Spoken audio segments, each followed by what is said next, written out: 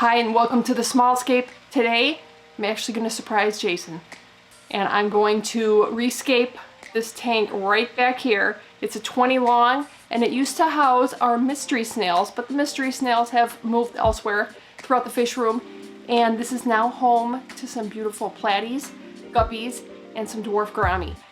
And with their light and bright color, my only vision is I'm probably gonna keep the existing piece of driftwood because it's pretty cool. And I'm gonna add some more, but I'm gonna keep it very dark driftwood. And I think my only plant is gonna be a whole bunch of crypts. So let's get scaping.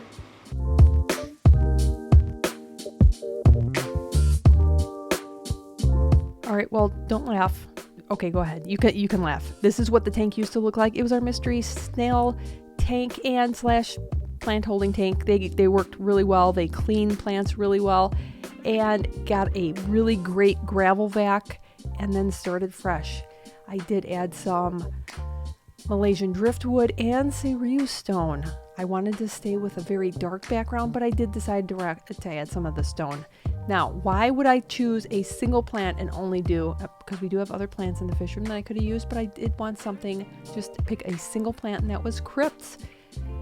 First of all, why would I pick just a single plant and mass plant it? Because it keeps it kind of like a nice cohesive look, and it draws the eye to something else other than the plants, I think, and that's the beautiful fish that we have in here.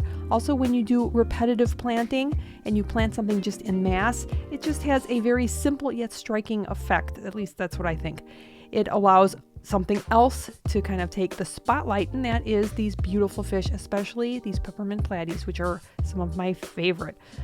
I was really going for the dark substrate and hardscaping, but I did decide to add some of the Cereus stone just because it kind of added some mass to the tank, because I did want to create a full length of scaping to give them lots of room to swim in front, so they're not always hiding behind a center structure, that sort of thing. Now, why did I choose crypts to mass plant? I could have chosen Anubias, but this time I chose crypts because, well, it's a great plant, and I've done videos. I can attach them down below, and they're so great. They have a wide variety of water parameters and pH. They're a great plant, and yes, they will melt frequently. They do for me. Even if I move them from one tank to another, the chances are that they will melt, but that's okay. They'll come back.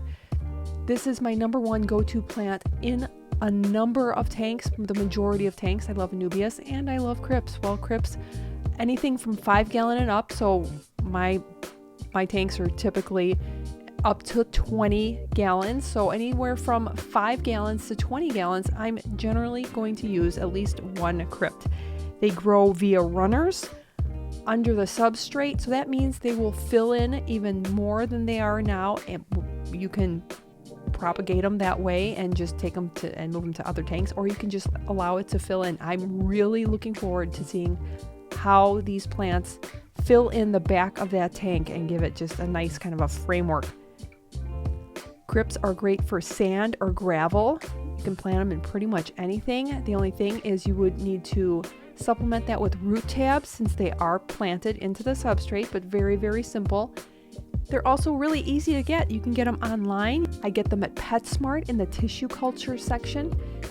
And the other great thing is, if you do not like to attach plants like Anubias or Buse and you don't want to glue anything like that, then you just plant these, and it's very simple. Maybe a little bit of practice. You do need to be a little gentle with the roots and where the leaves attach.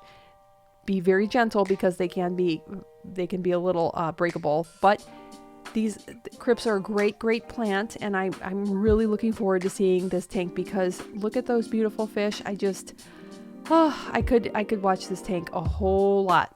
And the great thing about crypts is their shape, and as they grow and mature, they do get to become fuller, and it'll just create a really nice backdrop for these fish. I mean, the colors, the red, the white of the platies and the guppies and the dwarf gouramis, just a whole lot of beautiful color that I think that the crypts, basically like a wall of crypts, just provides a really great living background for them. Well, I appreciate you watching. I hope you enjoy the video and the new Scape here. Let me know, is there a plant that if you had a 20-gallon tank, would you immediately go to? Let me know and let us all know in the comments below. Thanks so much for watching and take care.